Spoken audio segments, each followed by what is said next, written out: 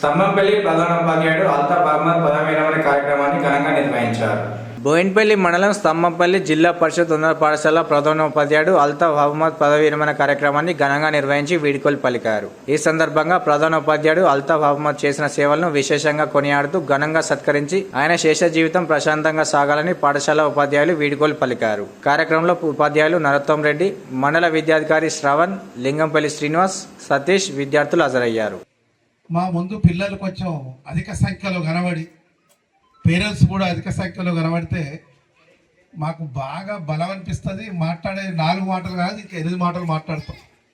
ఏ విధంగా వచ్చినాయో అర్థం కాలే, కానీ మరి సార్ ఆ విధంగా అంటే పరిశ్రమించడమే పనిగా పెట్టుకున్నటువంటి అల్తాఫ్ సారు అసలు ఏమని చెప్తాం. ఇప్పటిదాకా ఉపాధ్యాయుడిగా ఆయన గురించి చెప్పాను, కానీ ప్రధాన ఉపాధ్యాయుడిగా ఆయన చాలా ఎక్కువ కాలం పనిచేసినటువంటి సమయాల్లో ఆయన నిరంతరమైనటువంటి సేవా భాగ్యాలు